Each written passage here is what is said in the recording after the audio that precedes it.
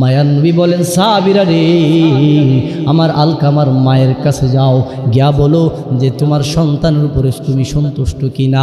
আলকামার জবান দিয়া তো কালিমা বাহির হইতেছে না। মায়ের কাছে যাওয়ার পরে বলে, আমি আলকামার প্রতি সন্তুষ্ট না। বলে, তুমি সন্তুষ্ট হওয়ার জন্য মায়ার নবী বলেছেন।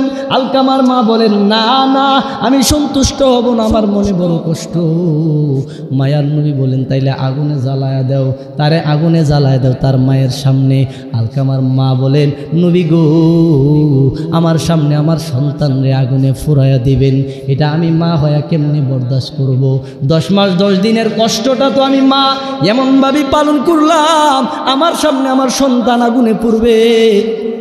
নবী গো, আগুনে পোড়ানোর প্রয়োজন নাই, আমি আমার আলকামার উপর সন্তুষ্ট হয়ে গেলাম।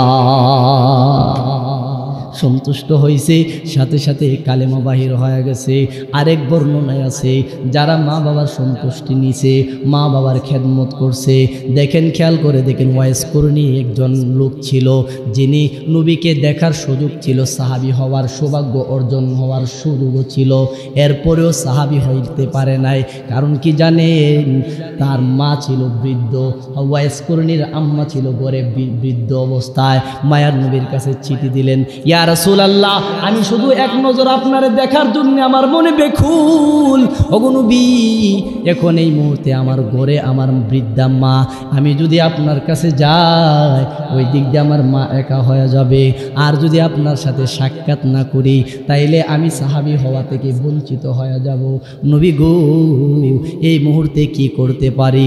মায়ার নবী বলেন, ওয়াইস করণী, শুনো, আমাকে দেখার প্রয়োজন নাই, তুমি তোমার মায়ের কাছে থাকো, তুমি তোমার মায়ের খেদমত করো।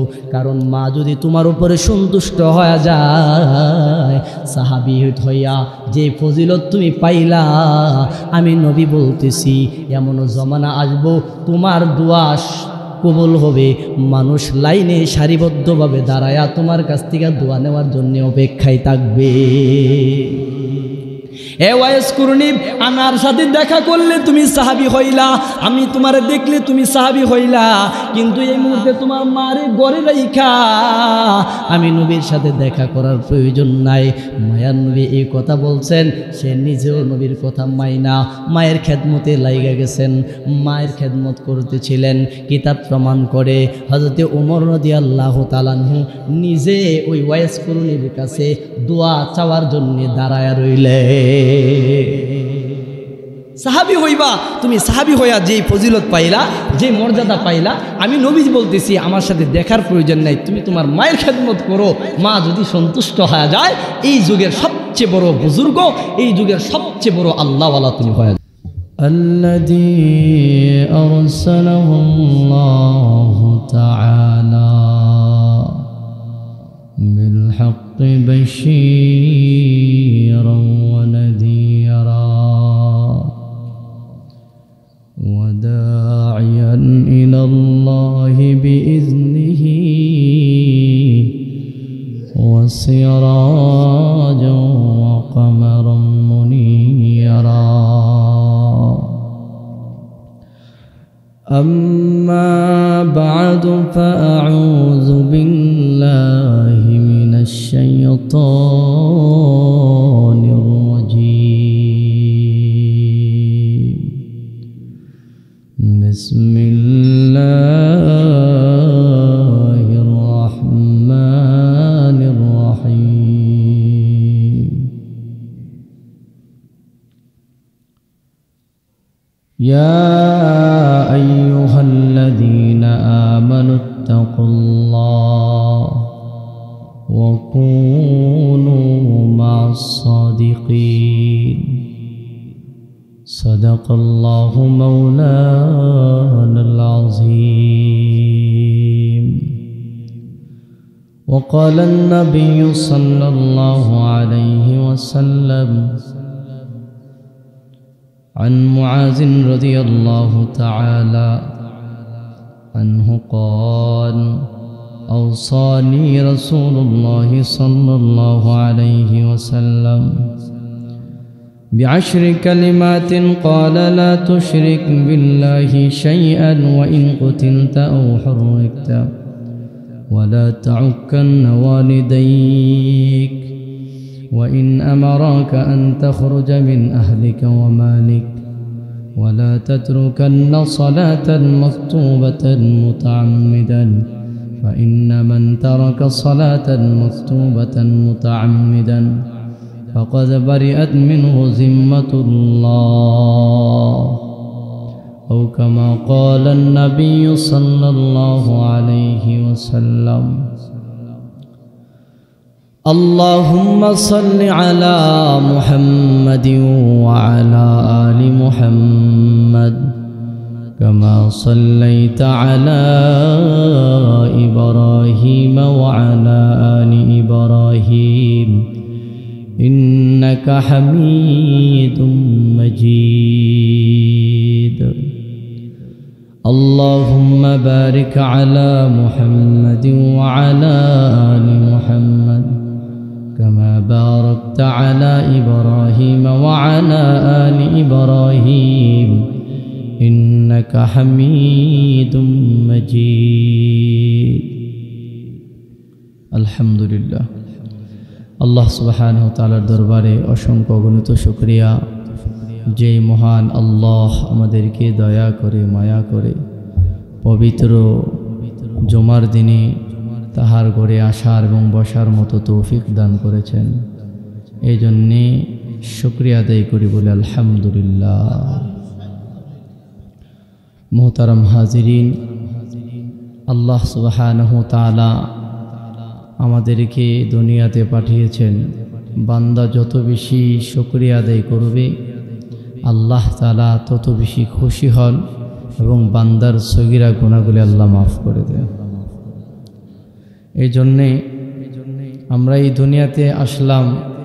এই দুনিয়াতে আইসা আমাদের কিছু কাজ আল্লাহ তাআলা আমাদেরকে দিয়েছেন। এর পাশাপাশি নবীজি সাল্লাল্লাহু আলাইহি সাল্লাম আসার পরে সাহাবীদেরকে হাতে ধরে ধরে নসিহত করে গিয়েছেন।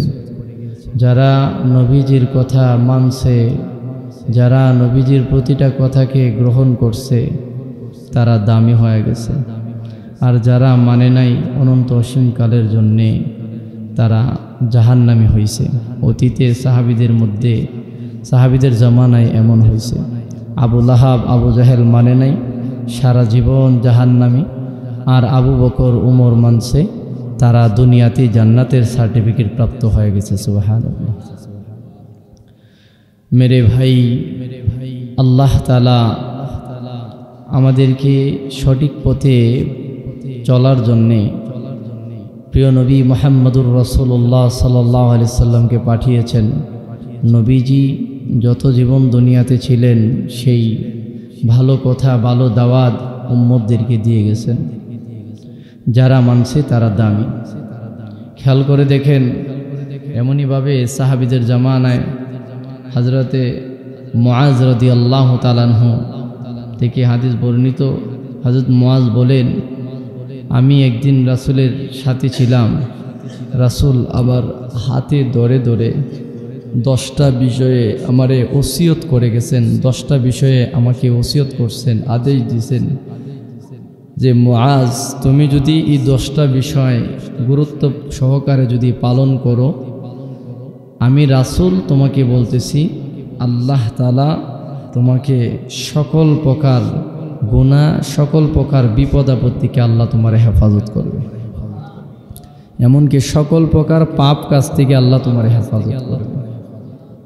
তাইলে বর্তমান সময়ে আমরা মানুষ যেই পরিমাণ গুনার মধ্যে লিপ্ত আছি, যেই পরিমাণ গুনাহ আমরা করতেছি, আল্লাহ যদি দয়ার সাগর না হইতো, আল্লাহ যদি বলতো যে যখনই বান্দা গুনাহ করবে তখনই তারে ধ্বংস করে দেব, তাইলে আমরার কি একটা অবস্থা হইতো। ও ভাই, আল্লাহ তাআলা দয়ার সাগর।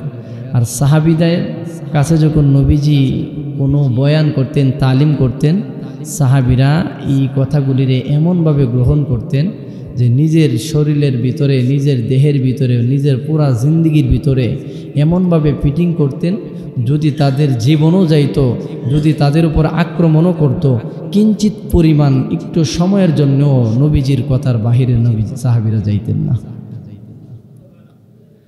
তাইলে খেয়াল করে দেখেন, মুআজকে ডাক দিয়া বলেন, আওসানি রাসূলুল্লাহি সাল্লাল্লাহু আলাইহি ওয়াসাল্লাম বিআশরি কালিমাতিন ক্বালা লা তুশরিক বিল্লাহি শাইআ ওয়া ইন কুতিলতা আও হুররিকতা ওয়া লা তাউক্কান্না ওয়ালিদাইক ওয়া ইন আমারাকা আন তাখরুজা মিন আহলিকা ওয়া মালিক ওয়া লা তাতরুকান্না সালাতান মাকতুবাতান মুতাআম্মিদান ফা ইন বারিআত মিনহু জিম্মাতুল্লাহ। নবীজি তার সাহাবীদেরকে সময়ে সময়ে বয়ান করতেন, তালিম দিতেন। যেই সমস্ত সাহাবীরা নবীজির প্রতিটা কথা মানছে, তারা দামি হয়ে গেছে, তাদেরকে আল্লাহ সুসংবাদ শোনায় দিছে রাদিয়াল্লাহু তাআলা আনহুম আজমাইন, যে আমি আল্লাহ তোমাদের উপর সন্তুষ্ট। এই জন্যে নবীজির কথাগুলি মানার দরকার আছে না নাই? আছে। ভাই খেয়াল করে দেখেন, হযরতে মুআজ রাদিয়াল্লাহু তাআলা আনহুর হাতে ধরে যখন নবীজি বলতেছিলেন, এ মুআজ, তোমাকে 10টা বিষয়ে আমি ওসিয়ত করে যাই, এর মধ্যে 1 নাম্বার হলো, মুআজ রে শোনো, ক্বালা লা তুশরিক বিল্লাহি শাইআ, জীবন গেলেও কোনো দিন আল্লাহর সাথে শরিক করবা না, আল্লাহর সাথে শিরিকি করবা না। কারণ আমরা বর্তমান সময়ে যত মানুষ চলাফেরা করি, আমাদের কথা চালচলনের মাধ্যমে যে কোনো মুহূর্তে গুনাহ হয়ে যায়, শিরিক গুনাহ হয়ে যায়, আমরা খবরও পাই না, ঠিক কিনা বলেন? কেমন করে খেয়াল করে দেখেন, অনেক মানুষ এই কথা বলে, যদি আমার গাইটা যদি দুধ না দিত 5 কেজি 10 কেজি, তাইলে কিন্তু এই বছর চলাটা আমার জন্য কষ্ট হয়ে যাইত। কারণ ছেলেটা বিদেশে যায়, বেশি একটা সুবিধা করতে পারছে না, এমন মানুষ আছে না নাই?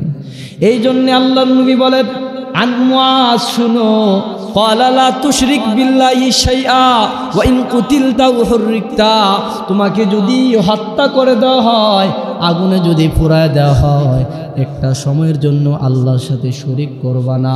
ও ভাই, শরিক কেমনে হয় জানেননি? আল্লাহর সাথে কাউরে অংশীদারিত্ব মিলায়া দেওয়া, অথবা যেই কাজ বান্দার জন্য আল্লাহ রেখেছেন ওই কাজটা কোনো মানুষের ক্ষেত্রে ধারণা করা, এটা হলো শিরিক। বোঝার জন্যে বলতেছি যে আমরা বলে থাকি, যদি এই বাজার থেকে গত বুধবারে যদি বাজার থেকে একটা ফালান আয়না ঘরের ভিতরে যদি পালা না লাগাইতাম, ঝড়ে তুফানে ঘরটা ভাঙ্গে ফেলতো। আচ্ছা বলেন তো দেখি, কথা শিরিক নাকি? শিরিক। কারণ ফালা শক্তি নাই, জ্বরের ক্ষমতা সব কিছু আল্লাহর পক্ষ থেকে আসে। এই জন্যে মাঝে মধ্যে কথার মধ্যে শিরিকি ঢুকে যায়, খেয়াল করে কথা বলতে হবে। অনেক মানুষ বলে, ছেলেটা যদি বিদেশে না থাকতো চিকিৎসা বাবদ টাকা কোথায় পাইতাম? ছেলেটা থাকার কারণে চিকিৎসা বাবদ টাকা পাইতেছি, এটাও এক ধরনের শিরিক। কারণ ছেলের টাকার মাধ্যমে আপনার শরীর ভালো হইতেছে না, ভালো করতেছেন কে? আল্লাহ। অতএব মায়ার নবী বলেন, ওয়া ইন কুতিলতা ওয়া হুররিকতা, তোমারে যদি হত্যা করে দেওয়া হয়, আগুনে পোড়ায় দেওয়া হয়, এরপরও কিঞ্চিত পরিমাণে তুমি আল্লাহর সাথে শরিক করবা না, শরিক করবা না। যদি আল্লাহর সাথে শরিক করো, আল্লাহ এই গুনাহ মাফ করে না। কারণ আল্লাহ শিরিকি গুনাহ ছাড়া বাকি সব গুনাহ ক্ষমা করে। আর শিরিকি গুনাহ করলে বান্দা যদি এককভাবে তওবা না করে, এই গুনাহ থেকে আল্লাহ মুক্তি দেয় না।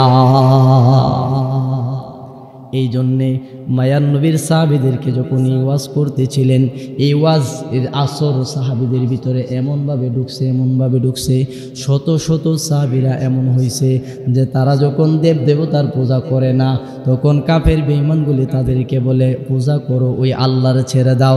তারা বলে, জীবন যাবে, আল্লাহর সাথে কাউরে শরিক করব না। কারণ যে আল্লাহ জীবন দিছে, ওই আল্লাহর কাছে আবার ফিরে যেতে হবে। মৃত্যু যদিও হয়, তোমরা যদি আমারে হত্যা করে ফেলো, আগুনে পোড়ায়ও যদি দাও, এরপরেও একটা সময়ের জন্য আমার রবের কাছ থেকে আমি ঈমানের পথ থেকে দূরে সরব না। একজন সাহাবী হযরতে হাবিব রাদিয়াল্লাহু তাআলা আনহুর কথা যদি খেয়াল করেন, হযরতে হাবিব রাদিয়াল্লাহু তাআলা আনহু নবীজির একজন মহব্বতের সাহাবী ছিলেন। যখন নবীজির খতমে নবুয়ত নিয়ে যখন টানা হেসরা করতেছিল, একজন কাফের মুসাইলামাতুল কাজ্জাব, সে যখন নবী বলে দাবি করছে, মায়ার নবী হযরতে হাবিব রাদিয়াল্লাহু তাআলা আনহুকে পাঠাইলেন, যাও তার কাছে গিয়ে বলো নবী, আখিরি জমানার নবী তিনি হলেন মুহাম্মদ সাল্লাল্লাহু আলাইহি সাল্লাম, উনি শেষ নবী, উনার পরে আর কোনো নবী আসবে না।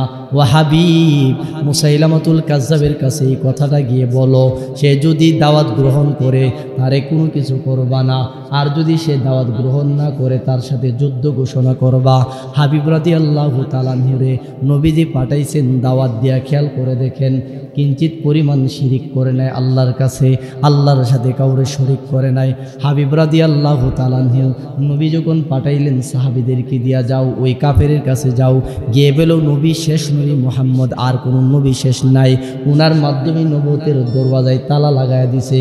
যখন হাবিব রাদিয়াল্লাহু তাআলা আনহু সাহাবীদেরকে নিয়ে ওই মুসাইলামাতুল কাজ্জাবের কাছে গেলেন, কাজ্জাবের কাছে যাওয়ার পরে বলতেছে, হে মুসাইলামাতুল কাজ্জাব শোনো, তুমি নবী দাবি করছো, কিন্তু আল্লাহ তো একজন নবী বানায় পাঠাইছেন, তিনি হলেন মুহাম্মদুর রাসূলুল্লাহ সাল্লাল্লাহু আলাইহি ওয়াসাল্লাম, উনি ছাড়া শেষ নবী আর কেউ হতে পারে না, উনার মাধ্যমে নবুয়তের দরওয়াজায় তালা লাগায় দিছে।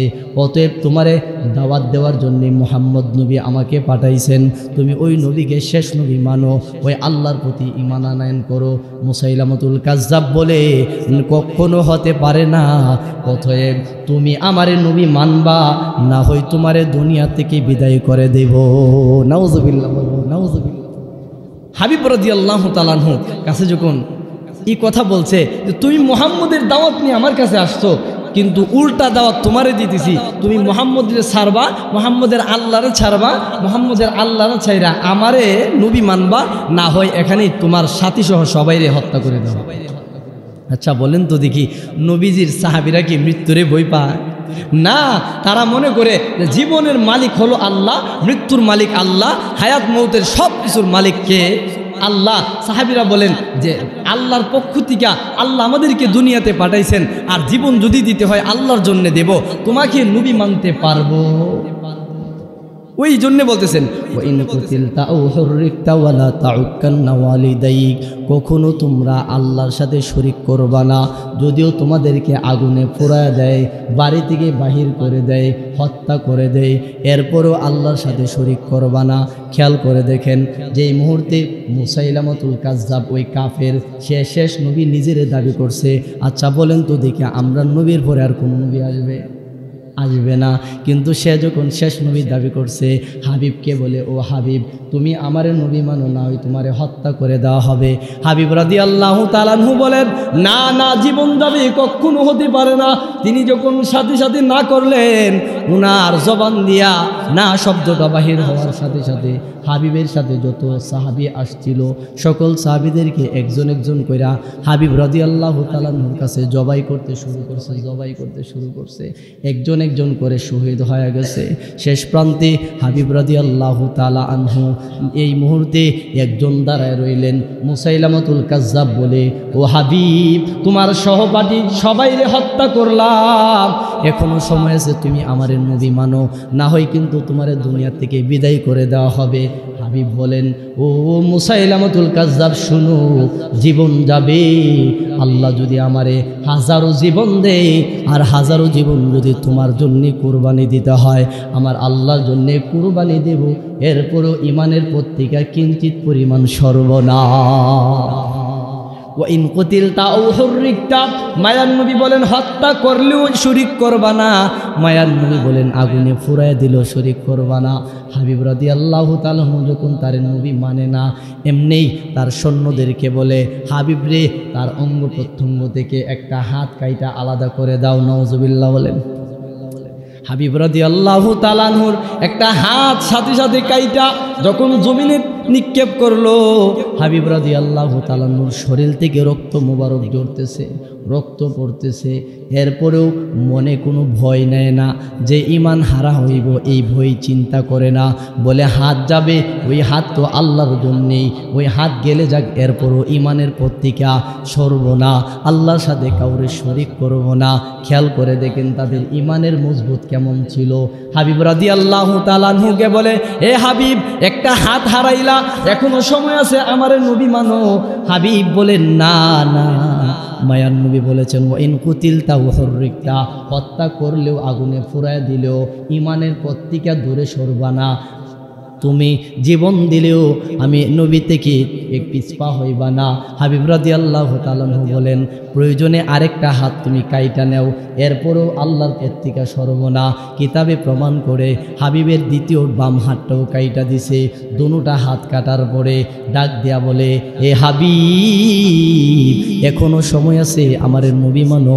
হাবিব বলেন না, মুহাম্মাদুর রাসূলুল্লাহ সাল্লাল্লাহু আলাইহি ওয়াসাল্লাম শেষ নবী, উনার মাধ্যমে নবুয়তের দরওয়াজায় তালা লাগায় দিয়েছেন। উনি ছাড়া আমাদের আর কোনো নবী হতে পারে না, উনি শেষ নবী, আর তুমি হইলা মৃত্যু। ও মুসাইলামা শোনো, তুমি নবী হতে পারো না। এই কথা বলার সাথে সাথে হাবিব রাদিয়াল্লাহু তাআলা ডান পাটা কাইটা দিছে, জমিনে নিক্ষেপ করে দিছে, আর একটা পা রইছে জমিনে পড়ে গেছে, রক্ত লাল হয়ে গেছে। এমনি বলে ও হাবিব এখনো সময় আছে, আমার নবী মানো, ঈমান ছাড়ো, আল্লাহর সাথে শরীক করো, তোমাদের আল্লাহ না আমাদের দেবদেবতাকে মানো। হাবিব বলেন না না, তোমাকে নবী মানতে পারে না। সাথে করে দুটা পা কাইটা একেবারে পঙ্গু বানায়া দিছে। শেষ মুহূর্তে বলে হাবিব এখনো সময় আছে। হাবিব রাদিয়াল্লাহু তাআলা আনহু বলেন এ মুসাইলামা শোনো, মায়ার নবীর জবান থেকে আমি নিজে শুনেছি বিআশরি কালিমাতিন ক্বালা লা তুশরিক বিল্লাহ। মায়ার নবী বলেন শিরিক করবা না। ওয়াইন কুতিলতা, যদি তোমারে হত্যা করা হয়, ওয়াইন হুররিকতা, যদি তোমারে আগুনে পোড়ায় দেওয়া হয়, এরপরেও কোনো সময় আল্লাহর সাথে শরিক করবা না। আমি এই সবক গ্রহণ করেছি।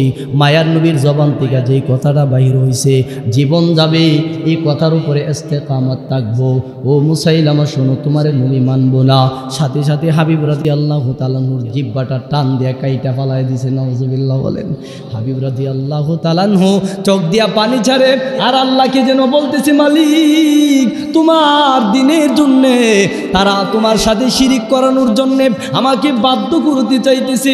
আল্লাহ তোমার এক আল্লাহ মানছি, আমার জীবন যাবে, কোনোদিন আমি তোমার সাথে শরিক করব না। মায়ার নবী তো আমার নিষেধ করছেন, ও আল্লাহ জিহ্বা কাইটা দিছে, আমার হাত পা কাইটা দিছে। আল্লাহ এইগুলি তো তোমার জন্যই ছিল, তোমার জন্যই ছিল। ও রব্বুল আলামিন আমারে সাহস দাও, আমারে হাজারো জীবন তুমি আমারে দাও, তোমার জন্যে তোমার রাস্তায় আমার হাজারো জীবন দিও, যেন আমি কুরবানি দিয়া তোমার সাথে শরীক করা থেকে বিরত থাকতে পারি। আল্লাহর কথার মাধ্যমে হইতেছে, চলাফেরার মাধ্যমে হইতেছে, প্রতিনিয়তই করতেছি, আমরা নিজেরও বসতেছি না। ও ভাই, এই জন্যে শিরিক করা যাবে না। শিরিক শব্দের অর্থ হলো আল্লাহর অস্তিত্বর সাথে আরেকটা বস্তুরে মিলায়া দেওয়া। যেই জিনিসটা, যেই বিষয়টা আল্লাহ পারে, ওই বস্তুটা অন্য সৃষ্টিজীব পারে, এই ধারণা করা, এটা একটা শিরিক। বুঝাইতে পারছি আপনাদেরকে? কথার কথা যে বলেন যদি যে বাবা তোমার কাছে আসছি, তুমি আমার একটা সন্তান দিবা, এই কথা যারা বলে বাবা তোমার কাছে আসছি, বাবা তুমি ছাড়া আমার আর কেউ নাই, আমার ব্যবসাতে বরকত দেনেওয়ালা তুমিও একজন, বাবা তুমি ছাড়া আমার আর কেউ নাই, এই কথা বলা এটা শিরিক। আল্লাহ রাসূল বলেছেন আল্লাহর সাথে, আল্লাহর কাজের সাথে অন্য বস্তুর কোনো সামঞ্জস্য রেখে দেওয়া, যে আল্লাহ যেটা পারে মানুষও সেটা পারে, এমন যদি কেউ দাবি করে তার কথা এবং চালচলনের মাধ্যমে, এটা একটা শিরিক। অতএব যেটা প্রথমে বলতেছিলাম যে এই বছর যদি গাভীটা যদি বাচ্চা না দিত, তাইলে এই বছর যে কি একটা অবস্থা হইতো। ছেলে দুইটা বিদেশ গেছে ঠিক আছে, কিন্তু টাকা পয়সা দিতেছে না, এই দুধ বিক্রি কইরা আমার সংসারটা চলতেছে, এইটা একটা শিরিক। কারণ দুধ বিক্রি কইরা সংসার চলতে পারে না, কারণ দুধে বরকত দিলে সংসার চলবে, না হয় চলবে, কারণ মাধ্যমে আল্লাহ চালায়। এই জন্য এইভাবে বলা যাবে না যে যদি গাইটা না থাকতো, গাভীটা না থাকতো, তাইলে কিন্তু সংসারটা চালানো বড় অসম্ভব হয়ে যাইতো। ভাই বললেন না যে সবজি যদি এই বছর না হইতো, তাইলে সংসারটাতে কেমনে চল লইলে একবারে কষ্ট হয়ে যাইতো। এই সবজি পিচ্ছা নিজের সংসার চালাইতেছি, সবজি ক্ষেত যদি না করতাম, সবজি যদি ভালো না হইতো, তাইলে সংসার চালানো একেবারেই সম্ভব ছিল না। আচ্ছা বলেন তো দেখি, সবজি কি সংসার চালাইছে, না আল্লাহ সবজির মধ্যে বরকত দেওয়ার কারণে, আপনার রিজিকে বরকত দেওয়ার কারণে সংসার চলছে? ও ভাই, এই জন্য খেয়াল করা, আপনি যে গাভীর দুধের উপরে ভরসা করছেন, আপনি পুরা গাভী আপনি কাইটা টুকরো টুকরো করে ফেলেন, এক ফোঁটা দুধ আপনি বাহির করতে পারেন। যে গাভীরে আপনি ঘাস খাওয়াইতেছেন, এই ঘাসের ভিতরে সারা জীবন আপনি চেষ্টা করলে এক ফোঁটা দুধ আপনি বাহির করতে পারবেন। আপনি কোথায় চিন্তা করেন? আমি আল্লাহ তো ওই গাছ থেকে, ওই খড়কুটা থেকে এমনভাবে রিফারিং করে তোমার গাভীর ভিতরে দুধ আমি আল্লাহ সৃষ্টি করি, দুনিয়ার কোনো সৃষ্টিটা পারবে না। তুমি কেমনে বলো যে দুধ তোমার সংসার চালায়? কারণ দুধ তো আমি সৃষ্টি করি। কারণ পুরা গাভীর ভিতরে টুকরো টুকরো করলো এক ফোঁটা দুধ তুমি বাহির করতে পারবা না, আমি আল্লাহ যদি গাভীর ভিতরে দুধ না দিতাম। ও ভাই, চিন্তা করছেন? এই জন্য সবসময় খেয়াল করা যে আমার আল্লাহর সাথে কাউকে শরিক করা যাবে না। আমার আল্লাহ যা পারে সৃষ্টিজীব তা পারে না। আমার আল্লাহ যা পারে কোনো সৃষ্টিজীব, কোনো মাখলুক তা পারে না। কারণ আমার আল্লাহ সব কিছুর ঊর্ধ্বে। আমার আল্লাহ সব কিছু সৃষ্টি করতে পারে, সব কিছু নিতে পারে, সব কিছু দিতে পারে। কোনো সৃষ্টিজীব সব কিছু করতে পারে? সৃষ্টিজীব সব মুহতাজ কার? আল্লাহর। আল্লাহ কারো মুহতাজ। এই জন্য মায়ের নবী বলেছেন, ও ইন কুতিলতাও হুররিকতা, তোমার যদি আগুনে পোড়া দেওয়া হয়, হত্যা করে দেওয়া হয়, এরপরেও ওই রবের সাথে ক্বালা লা তুশরিক বিল্লাহ, আল্লাহর সাথে কাউরে কি করবা না, শরীক করবা না। মুহতারাম হাজিরিন, তাহলে নবীজি যুগে যুগে আনেওয়ালা উম্মতের মাঝে এই হাদিসটুকুন রেখে গেছেন যে সাহাবীরা যারা এই কথাগুলি পালন করছে তারা দামি হয়ে গেছে। খেয়াল করে দেখেন, হাবিব এই কথা শুনছে, এই হাদিস শুনছে, নিজের জীবন দিতে দিতে শেষ পর্যন্ত জিব্বা কাইটা দিছে। জিব্বা কাটার পরে আর কোনো কিছু অবশিষ্ট রইল না। শেষ মুহূর্তে টুকরো টুকরো করে তেলের মধ্যে ছেড়ে দিছে, ভাজা ভাজা করে দিছে। এরপরেও ওই কুতিলতাও হুররিকতা, কিঞ্চিত পরিমাণ হাবিব নিজে আল্লাহর সাথে কাউরে শরীক করে। তাইলে শিক্ষার বিষয় হলো, সাহাবীরা যদি জীবন দিতে পারে, কষ্ট মুজাহাদা করতে পারে, তাহলে আমাদেরও প্রয়োজন আছে না নাই? আছে। ও ভাই, এই জন্য কথা বলার সময় একটু খেয়াল করে বলা, কথা বলার সময় একটু খেয়াল করা যেন আল্লাহর উপরে কোনো গালিগালাজ না আসে, আল্লাহর উপরে কটাক্ষ করে যেন কোনো কথা আমার জবান দিয়ে বাহির না হয়। আল্লাহ, তুমি শুধু আমারই দেহ, আর কাউরে দেহ না। আমার ঘরে এত বিপদ আপদ, আমার এত জুলুম নির্যাতন করে, আল্লাহ তুমি কি দেহ না? আল্লাহ কই ছায়াতে হে? এমন অনেক মানুষ এমন কথা কয় কিনা? ও ভাই, এই কথা বলা যাইতো না, এই কথা বলা যাবে না। ও ভাই, আল্লাহ আল্লাহর চাইতে ইনসাফগার, আল্লাহর চাইতে একজন মহব্বতের ভালোবাসার পাত্র আর পৃথিবীর বুকে কেউ হতে পারে? এই জন্য মানুষের ক্ষতি আল্লাহ চায় না। যদিও মানুষকে অসুস্থ করে, যদিও মানুষকে বিপদে দেয়, যদিও মানুষকে বিপদে নিক্ষেপ করে, এর মধ্যেও আল্লাহ তাআলা হিকমত রেখেছেন, বান্দার কোনো ভালো লক্ষণ আল্লাহ রেখেছেন। এই জন্য বিপদ আসলে বুঝতে হবে এই বিপদের পরে আল্লাহ তাআলা আমাকে সামনে সুখ দিবেন, এটা নিশ্চিত। ইন্না মাআল উসরি ইউসরা, যে কষ্টের পরেই সুখ আছে, বিশ্বাস করতে হবে। এই জন্যে ভাই, কথা চালচলনের মাধ্যমে আল্লাহর সাথে কাউরে শরীক করা যাবে না। কারণ সাধারণত আল্লাহ এমনভাবে রাগান্বিত হয় আল্লাহর সাথে যদি কাউরে শরীক করেন। কথার কথা, আমরার এই মহল্লাতে কথার কথা ধরেন, আমাদের এই হাজী সাহেব জনাব নাসির খন্দকার, উনি আমাদের শহীদপুর ইউনিয়নের সভাপতি, বিএনপির সভাপতি। খেয়াল করে দেখেন, এখন যদি আরেকজন এখন যদি বলে যে আমি সভাপতি, তখন ওনার মনে কষ্ট যাবে কি যাবে না? যাবে।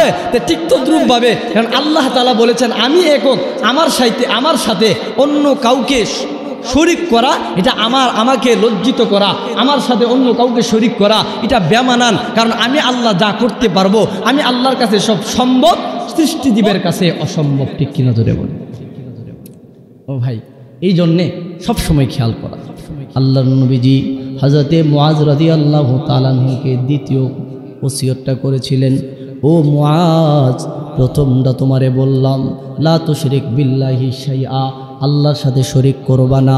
ওয়া ইন কুতিলতা ও হুররিকতা, যদিও তোমারে হত্যা করা হয়, আগুনে পোড়ায়া দেওয়া হয়। 2 নম্বর হলো ওয়ালা তাউক্কান্না ওয়ালিদাইক, হে মুআজ, মা বাবার সাথে খারাপ আচরণ করবা না, মা বাবার সাথে কষ্টদায়ক শব্দ ব্যবহার করবা না। কারণ জানো, দুনিয়ার মধ্যে আল্লাহ এবং আল্লাহর নবীর পরে তোমার কাছে সবচেয়ে সম্মানী পাত্র, মহব্বতের পাত্র হইল তোমার মা বাবা। ওয়ালা তাউক্কান্না ওয়ালিদাইক, মা বাবার অবাধ্যাচরণ করবা না, মা বাবার সাথে বেয়াদবি করবা না, খারাপ শব্দ ব্যবহার করবা না, মা বাবার সাথে খারাপ আচরণ করবা না। যদি করো তাহলে মৃত্যুর সময় কালেমা নসিব হবে না, ইমান হারা হয়ে কবরে যাইতে হবে। ইতিহাস প্রমাণ করে যারা মা বাবার অসন্তুষ্টি নিয়ে সাকরাত অবস্থায় ছিল, একজন সাহাবী ছিল, মার অসন্তুষ্টির কারণে সাহাবীর জবান দিয়ে কালেমা বাহির হইতেছিল না। আপনারা সবাই জানেন আলকামা রাদিয়াল্লাহু তাআলা আনহু, মা তার উপরে অসন্তুষ্ট ছিল, বাবা তার উপরে অসন্তুষ্ট ছিল। এই জন্যে মৃত্যুর সময় সাকরাত অবস্থায় তার জবান দিয়ে কালেমা বাহির হয় না। কোনো মানুষ যদি কালেমা যদি চারা মৃত্যুবরণ করে, সে যদি কালেমা মৃত্যুর সময় যদি কালেমা বাহির না হয়, তাইলে তার মতো হতভাগা আর কেউ হতে পারে না। মায়ার নবী বলেন, সাহাবীরা রে, আমার আলকামার মায়ের কাছে যাও, গিয়া বলো যে তোমার সন্তানের উপরে তুমি সন্তুষ্ট কিনা। আলকামার জবান দিয়া তো কালিমা বাহির হইতেছে না। মায়ের কাছে যাওয়ার পরে বলে, আমি আলকামার প্রতি সন্তুষ্ট না। বলে, তুমি সন্তুষ্ট হওয়ার জন্য মায়ার নবী বলেছেন। আলকামার মা বলেন, না না, আমি সন্তুষ্ট হব না, আমার মনে বড় কষ্ট। মায়ার নবী বলেন, তাইলে আগুনে জ্বালায়া দাও, তারে আগুনে জ্বালায়া দাও তার মায়ের সামনে। আলকামার মা বলেন, নবী গো, আমার সামনে আমার সন্তানরে আগুনে ফুরাইয়া দিবেন, এটা আমি মা হইয়া কেমনি বরদাস্ত করব? 10 মাস 10 দিনের কষ্টটা তো আমি মা এমনভাবে পালন করলাম, আমার সামনে আমার সন্তান আগুনে পুড়বে। নবী গো, আগুনে পোড়ানোর প্রয়োজন নাই, আমি আমার আলকামার উপর সন্তুষ্ট হয়ে গেলাম। সন্তুষ্ট হয়েছে, সাথে সাথে কালেমা বাহির হয়ে গেছে। আরেক বর্ণনায় আছে, যারা মা বাবার সন্তুষ্টি নিছে, মা বাবার খেদমত করছে। দেখেন, খেয়াল করে দেখেন, ওয়াইস করণী একজন লোক ছিল, যিনি নবীকে দেখার সুযোগ ছিল, সাহাবী হওয়ার সৌভাগ্য অর্জন হওয়ার সুযোগও ছিল, এরপরেও সাহাবী হইতে পারে নাই। কারণ কি জানেন? তার মা ছিল বৃদ্ধ, ওয়াইস করণীর আম্মা ছিল গড়ে বৃদ্ধ অবস্থায়। মায়ার নবীর কাছে চিঠি দিলেন, ইয়া রাসূলুল্লাহ, আমি শুধু এক নজর আপনারে দেখার জন্য আমার মনে বেকুল। ওগো নবী, এখন এই মুহূর্তে আমার ঘরে আমার বৃদ্ধা মা, আমি যদি আপনার কাছে যাই, ওই দিক দিয়ে আমার মা একা হয়ে যাবে। আর যদি আপনার সাথে সাক্ষাৎ না করি, তাইলে আমি সাহাবী হওয়া থেকে বঞ্চিত হয়ে যাব। নবী গো, এই মুহূর্তে কি করতে পারি? মায়ার নবী বলেন, ওয়াইস করণী, শুনো, আমাকে দেখার প্রয়োজন নাই, তুমি তোমার মায়ের কাছে থাকো, তুমি তোমার মায়ের খেদমত করো। কারণ মা যদি তোমার উপরে সন্তুষ্ট হয়ে যায়, সাহাবী হইয়া যে ফজিলত তুমি পাইলা, আমি নবী বলতেছি, এমনও জমানা আসবো তোমার দোয়া কবুল হবে, মানুষ লাইনে সারিবদ্ধভাবে দাঁড়ায়া তোমার কাছ থেকে দোয়া নেওয়ার জন্য অপেক্ষায় থাকবে। এ ওয়াইস করণী, আমার সাথে দেখা করলে তুমি সাহাবী হইলা, আমি তোমারে দেখলে তুমি সাহাবী হইলা, কিন্তু এই মুহূর্তে তোমার মারে ঘরে রাইখা আমি নবীর সাথে দেখা করার প্রয়োজন নাই। মায়ার নবী এই কথা বলছেন, সে নিজেও নবীর কথা মাইনা মায়ের খেদমতে লাইগা গেছেন, মায়ের খেদমত করতেছিলেন। কিতাব প্রমাণ করে হযরত ওমর রাদিয়াল্লাহু তাআলা আনহু নিজে ওই ওয়াইস করণীর কাছে দোয়া চাওয়ার জন্য দাঁড়ায়া রইলেন। সাহাবী হইবা, তুমি সাহাবী হইয়া যে ফজিলত পাইলা, যে মর্যাদা পাইলা, আমি নবী বলতেছি আমার সাথে দেখার প্রয়োজন নাই, তুমি তোমার মায়ের খেদমত করো। মা যদি সন্তুষ্ট হয়ে যায়, এই যুগের সবচেয়ে বড় বুজুর্গ, এই যুগের সবচেয়ে বড় আল্লাহওয়ালা তুমি হয়ে যাইবা। আল্লাহর নবী বলেছেন, ওয়ালা তাউক্কান্না ওয়ালিদাইক ওয়া ইন আমারাকা আন তাখরুজা মিন আহলিকা ওয়া মালিক। ও মানুষ শুনো, ওয়ালা তাউক্কান্না ওয়ালিদাইক ওয়া ইন আমারাকা আন তাখরুজা মিন আহলিকা ওয়া মালিক। তোমারে যদি ঘর থেকে বাহির করে দেওয়া হয়, তোমারে যদি এলাকা থেকে বাহির করে দেওয়া হয়, এরপরেও মা বাবার সাথে খারাপ আচরণ তুমি করবা না। হাদিসে আসছে, যদি সন্তান মুসলমান হয় আর মা বাবা যদি অমুসলিম থাকে, এরপরেও মা বাবার খেদমত করা তার উপরে ওয়াজিব। মা বাবা যদি কাফেরও হয়, সন্তান যদি মুসলমান হয়, এই সন্তানের উপরে ওই মা বাবার খেদমত করা ওয়াজিব। তবে মা বাবা যদি বলে যে মূর্তি পূজা করো, এই হারাম কথার উপরে মানা যাবে না। এই জন্যে আল্লাহ রাসূল সাল্লাল্লাহু আলাইহি সাল্লাম মুয়াজকে হাতে ধরে ধরে 10টা বিষয় ওসিয়ত করছিলেন। এর মধ্যে এক নাম্বার হলো যে ক্বালা লা তুশরিক বিল্লাহি শাইআন ওয়া ইন কুতিলতা ওয়া হুররিকতা ওয়া লা তাওক্কালনা ওয়ালিদাইক। ও মুয়াজ, এক নাম্বার হলো আল্লাহর সাথে শরীক করবা না। ওয়া ইন কুতিলতা ওয়া হুররিকতা, যদি তোমার আগুনে জ্বালায় দেওয়া হয়, পুড়া দেওয়া হয়, এরপর আল্লাহর সাথে শরীক করবা না। 2 নাম্বার হলো ওয়া লা তাওক্কালনা ওয়ালিদাইক, তোমার মা বাবার সাথে খারাপ আচরণ করবা না, যদিও তোমারে ঘর থেকে বাহির করে দেওয়া হয়, বাড়ি থেকে বাহির করে দেওয়া হয়, এমনকি এলাকা থেকে যদি বাহির করে দেওয়া হয়, মা বাবার সাথে খারাপ আচরণ করবা না, মা বাবার অবাধ্য আচরণ করবা না। ও ভাই, এই জন্যে অনেকে বলবে হুজুর মা বাবা তো যেই পরিমাণ জ্বালা যন্ত্রণা এখন শুরু করছে, স্বার্থের জন্য ছেলেদের সাথে যেই সব ব্যবহার করে, আপনারাও আজ করেন মা বাবার সাথে কষ্ট না দিতাম, এখন এরা যেই সব কথা যেই সব কাজ করে এদের সাথে তো খারাপ আচরণ করা ওয়াজে বয়ে রয়েছে। অনেকেই কথা বলে, আমরা যেহেতু ইমাম সাহেব আমরা সাথে অনেক সময় দুঃখ কষ্ট বলে, আমি বলি শুনেন, শত অপরাধ করলেও এরপরে তাদের সাথে খারাপ আচরণ করাটা আপনার জন্য জায়েজ হবে না। তবে মা বাবার উচিত সন্তানের সাথে স্বার্থপর হইয়া এমন আচরণ করবেন না যে সন্তান আপনার উপরে বাধ্য হবে, আপনার উপরে আঘাত করবে, কারণ এটার জন্য আপনি দায়ী থাকবেন। কারণ সন্তানরে আপনি এমনভাবে তুলে ধরবেন, সন্তানকে এমনভাবে পরিচালনা করবেন যাতে করে সন্তানের জীবন সহ আপনার জন্য কুরবানি দিতে প্রস্তুত আছে।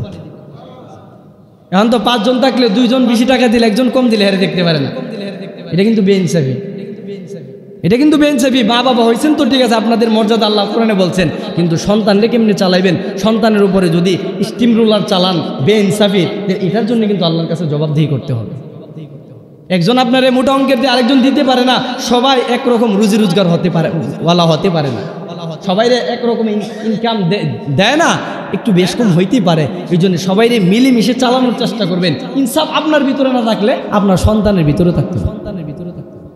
এই জন্যে স্বার্থপরগিরি বাদ দিয়া সুন্দর সুদৃষ্টি যখন আপনার সন্তানের উপরে দিবেন, আপনার সন্তান আপনার জন্যে তার জীবন, টাকা পয়সা কেন, তার পুরা জিন্দিগি, পুরা জীবন যৌবন আপনার জন্য কুরবানি দিতে প্রস্তুত থাকবে।